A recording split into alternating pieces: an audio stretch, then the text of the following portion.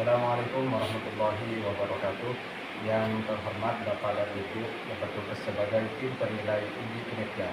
Perkenalkan, saya Taufik, salah satu mahasiswa PTV dalam jabatan tahun 2025 di Universitas Islam Negeri Sunan Kalijaga, sekaligus merupakan guru Madrasah Aliyah As-Salafiyah Sultan Papakong Pamekasan. Pada video kali ini, saya akan membawakan sebuah materi yang berjudul Strategi Berdakwah Khulafaur Rasyidin, yang mana materi ini merupakan materi kelas 1 semester 2. Dan pada kesempatan ini, saya menggunakan metode pembelajaran problem based learning. Kira-kira seperti apa videonya? Yuk kita saksikan bersama. Wassalamualaikum warahmatullahi wabarakatuh.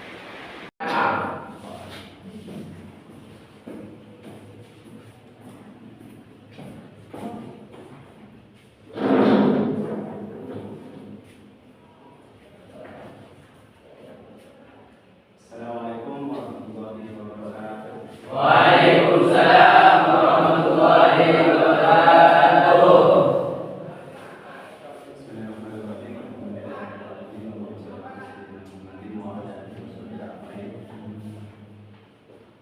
Seperti biasanya, sebelum kita mulai pelajaran, marilah kita sama-sama berdoa dulu, yang diawali dengan bacaan Asmaul Husna beserta Bismillahirrahmanirrahim.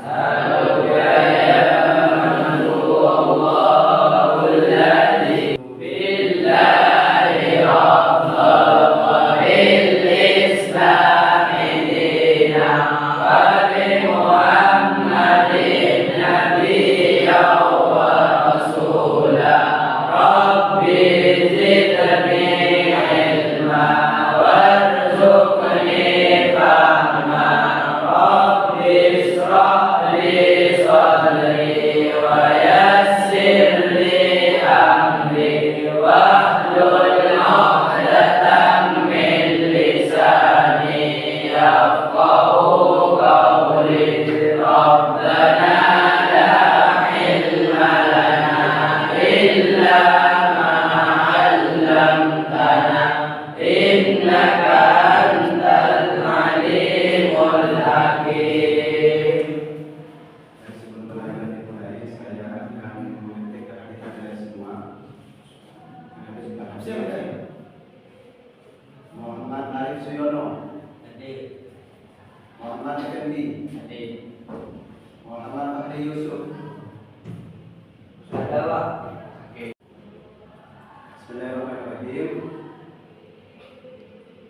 Tujuan pembelajaran pada hari ini adalah ingin menjelaskan tentang strategi dakwah Khulafaur Rasyidin sebagai upaya menanamkan sikap kepemimpinan, tanggung jawab dan disiplin.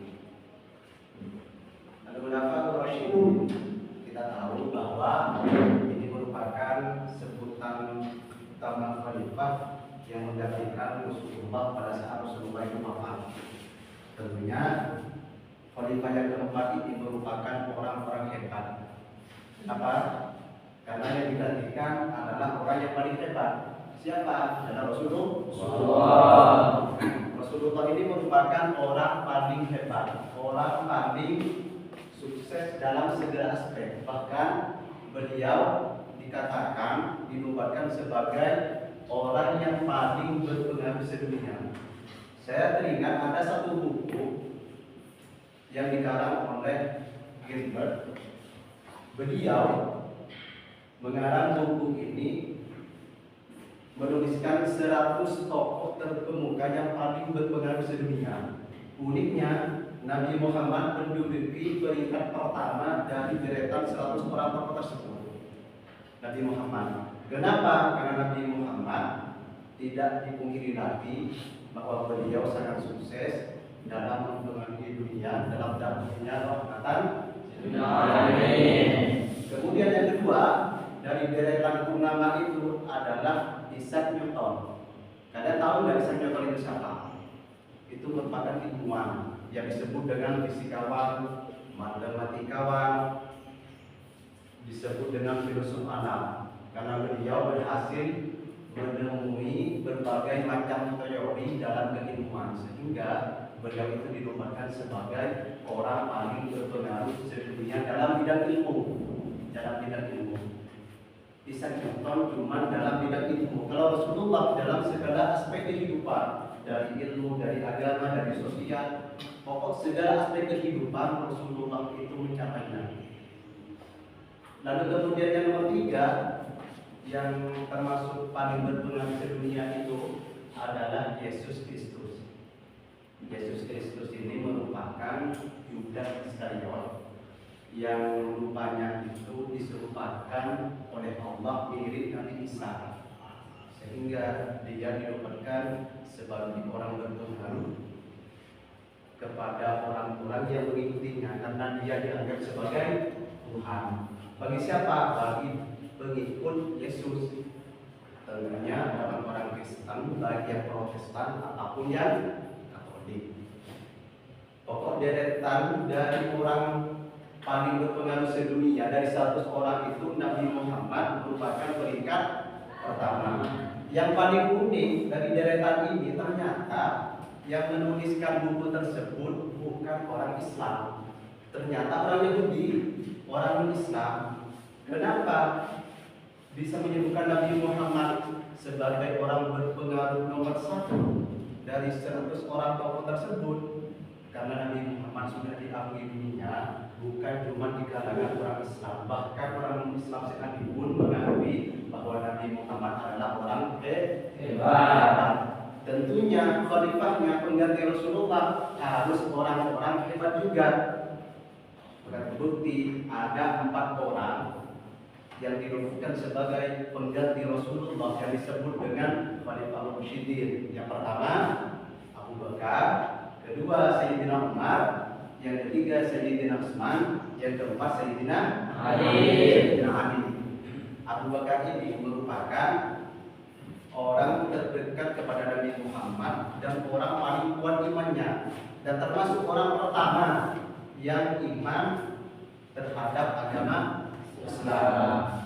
Apapun yang dimiliki oleh Abu Bakar semuanya digunakan demi untuk kepentingan Islam. Itu khalifah pertama. Kemudian khalifah kedua Sayyidina Umar. Kita tahu Sayyidina Umar ini merupakan orang paling keras. Awalnya paling keras untuk menentang dakwah Islam. Tapi pada saat beliau mendapatkan hidayah, maka yang awalnya dia keras terhadap orang Islam, sekarang beliau keras kepada orang-orang yang menghalangi dakwah Islam. Mengapa Sayyidina Umar itu masuk Islam? Ini salah satu doa Rasulullah. Rasulullah berdoa seperti ini, Allahumma a'izzal Islam bi ahabdi hadaini rajulaini ilaik, bi Abi Hakam bin Hisham atau bi Umar bin Khattab. Ya Allah, mohon kuatkan Islam dengan 2 orang, dengan salah satu 2 orang yang paling kau cintai. Pertama dengan Abi Hakam bin Hisham yang kita kenal dengan Abu Jahal, atau bin Umar bin Khattab yang kita kenal dengan Umar bin Khattab. Ternyata dari 2 orang ini yang mendapat hidayah Sayyidina Umar bin Khattab. Abi Hakam bin Hisham, Abu Jahal tetap dalam kekufuran. Lalu kemudian yang ketiga Sayyidina Utsman bin Affan. Sayyidina Utsman bin Affan ini merupakan khalifah yang paling kaya, yang sangat dermawan. Kecintaan beliau adalah gemar dalam membaca Al-Quran. Sampai di dalam sejarah tercatat Sayyidina Utsman pernah menghatamkan Al-Quran pada saat beliau sholat. Iya kan? Ya. Dan yang ketiga, dan yang keempat adalah Sayyidina Ali. Sayyidina Ali ini merupakan khalifah yang paling pintar. Sampai Rasulullah melalui sabda beliau, anak Madinatul Ilmi. Sabda Rasulullah, saya ini merupakan kota ilmu, wa alimul baru. Sedangkan Sayyidina Ali merupakan pintu ilmu. Dari sekian berita tentang kepintaran Sayyidina Ali, ada sekelompok orang yang tidak percaya, yang tidak setuju tentang kepintaran Sayyidina Ali. Akhirnya kelompok tersebut mengadakan musyawarah untuk menguji tentang kecerdasan Sayyidina Ali. Dalam sejarah tercatat sekitar ada 10 pertanyaan yang sama yang digunakan untuk bertanya kepada Sayyidina Ali untuk mengecek apakah Sayyidina Ali benar-benar pintar atau tidak. Akhirnya dari 10 orang yang berbeda itu, pertanyaannya cuma satu, lebih utama mana antara ilmu dengan harta. Tapi dipertanyakan kepada Sayyidina Ali. Sayyidina Ali menjawab lebih utama ilmu daripada harta. Alasannya karena ilmu merupakan warisan dari para nabi, sedangkan harta warisan dari para orang kaya ataupun warisan dari korun. Undang orang tersebut dengan jawaban seperti itu. Lalu kemudian berangkatlah satu orang lagi yang berbeda dengan pertanyaan yang sama. Lebih utama mana antara ilmu dengan harta? Sayyidina Ali juga menjawab lebih utama ilmu daripada harta. Jawabannya karena ilmu kalau diberikan, ilmu kalau dibagikan akan semakin bertambah. Sedangkan harta kalau dibagikan akan semakin berkurang. Secara logis semakin berkurang. Lalu kemudian datanglah orang yang ketiga dengan pertanyaan yang sama. Lebih utama mana antara ilmu dengan harta? Sayyidina Ali juga menjawab lebih utama ilmu daripada harta. Kenapa? Karena kalau ilmu kita yang dijaga, sedangkan kalau harta kita yang harus menjaga. Dari situ kalau ilmu tidak ada istilah dicuri. Kalau harta banyak dirampok, dicuri, ya kan? Ya. Dari sekian banyak 10 orang tersebut, pertanyaan sama tapi jawaban berbeda. Dari situ diakui bahwa Sayyidina Ali benar-benar orang yang sangat cerdas, sangat pandai dalam ilmu. Lalu untuk lebih jelasnya, kita tonton video yang berikut ini, dan nanti saya akan memberikan tugas kepada kalian untuk merangkum dari Sayyidina Abu Bakar, dari Sayyidina Umar, dari Sayyidina Utsman, dari Sayyidina Ali. Nanti kalian di akhir pertemuan kalian harus menyimpulkan dari apa yang kalian tonton, ya?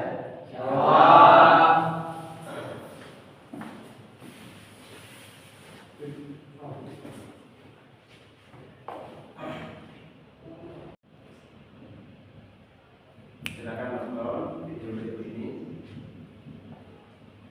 Kali ini kita akan membicarakan tentang Khulafaur Rasyidin sebagai pengganti Nabi Muhammad SAW.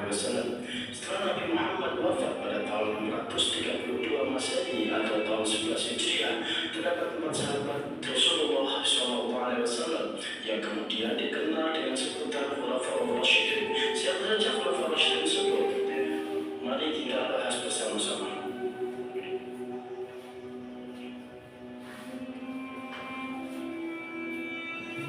Pengertian Khulafaur Rasyidin atau Al-Khalifah Ar-Rasyidun adalah 4 orang khalifah yang dipercaya oleh umat Islam sebagai penerus kepemimpinan Nabi Muhammad SAW setelah beliau wafat.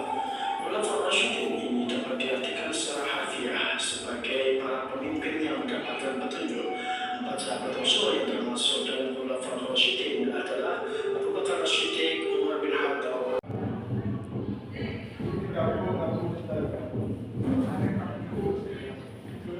Yang saya minta tadi setelah menonton video, saya akan memberikan tugas kepada kalian untuk menjadi 4 kelompok dari kelompok Abu Bakar, Umar, Utsman, dan Ali. Dan nanti kalian harus menyimpulkan dari video yang kalian tonton tadi, ya. Kelompok pertama ini 4 orang, dan kelompok kedua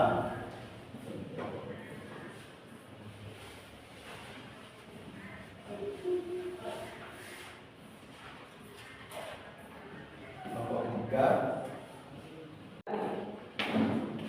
Baik, apakah tugasnya sudah semua?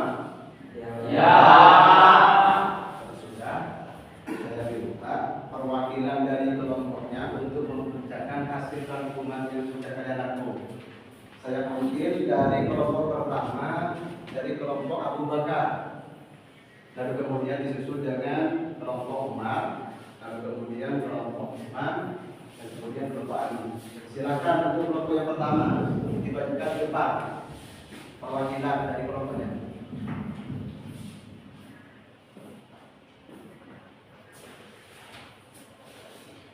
Assalamualaikum warahmatullahi taala wabarakatuh. Waalaikumsalam warahmatullahi wabarakatuh. Perkenalkan, nama saya Syamsul Arifin, perwakilan dari kelompok pertama yaitu Abu Bakar.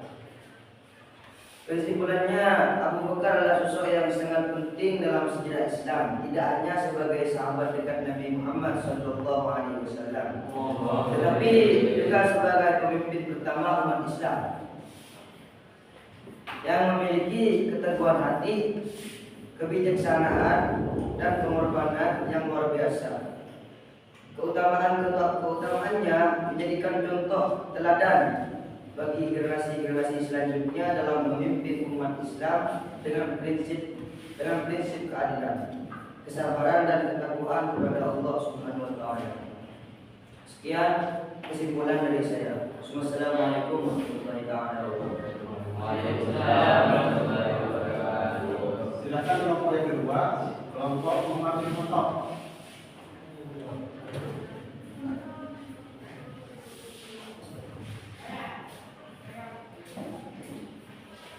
Assalamualaikum warahmatullahi wabarakatuh. Waalaikumsalam warahmatullahi wabarakatuh. Perkenalkan, nama saya Abdul Rahman. Saya ingin menyimpulkan dari Umar bin Khattab. Umar bin Khattab adalah seorang pemimpin yang adil, tegas, dan bijaksana. Kepemimpinan beliau dalam menegakkan keadilan, memperluas wilayah Islam, dan memperkenalkan berbagai reformasi penting membuatnya dihormati dan diingat sepanjang sejarah Islam. Beliau juga dikenal dengan keteguhan hati dalam memerangi kemungkaran dan memelihara persatuan umat Islam. Sekian kesimpulan pembahasan dari saya. Wassalamualaikum warahmatullahi wabarakatuh. Waalaikumsalam warahmatullahi wabarakatuh. Silakan untuk kelompok yang ketiga, kelompok Utsman bin Affan.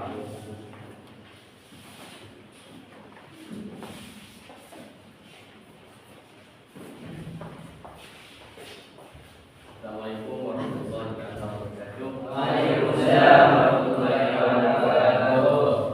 Kan nama saya Muhammad Adil. Saya akan kelompok ketiga Utsman bin Affan. Utsman bin Affan adalah seorang khalifah yang sangat dermawan, bijaksana, dan takwa. Keutamaan beliau seperti sumbangan besar untuk Islam, bukan musuh Al-Quran, dan kepemimpinan yang adil. Menjadikan salah satu tokoh paling penting dalam sejarah Islam, meskipun masa pemerintahannya menghadapi beberapa tantangan besar. Utsman tetap menjadi contoh keadilan dalam memimpin umat Islam dengan penuh keberanian, kebijakan, dan integritas. Sekian dari saya. Assalamualaikum warahmatullahi wabarakatuh. Waalaikumsalam warahmatullahi wabarakatuh.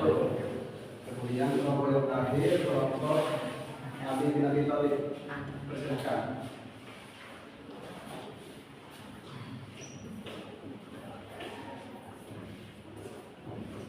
Assalamualaikum warahmatullahi wabarakatuh. Waalaikumsalam warahmatullahi wabarakatuh.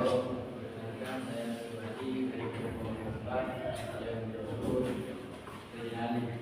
Baik, kesimpulan dari Sayyidina Ali yaitu adalah Ali bin Abi Thalib adalah seorang pemimpin yang berani, bijaksana, adil, dan takwa. Kepemimpinan beliau keberanian dalam pertempuran, pengetahuannya tentang Islam, tentang ketaatan yang luar biasa kepada Allah, menjadikannya sebagai salah satu tokoh yang paling dihormati dalam sejarah Islam.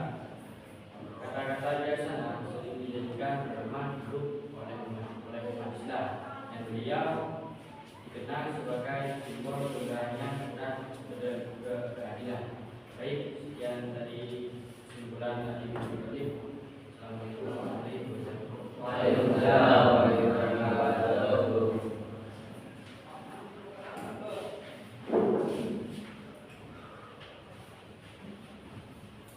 Ya, terima kasih atas semuanya. Kesimpulan dari yang pertama, sebagai keempat, saya nilai itu bagus sekali. Saya akan menyimpulkan secara keseluruhan bahwa Bapak ini merupakan orang pribadi yang sangat mulia di kalangan para sahabat. Beliau semua memiliki ketakwaan dan keimanan yang kuat kepada Allah dan kepada Rasulullah.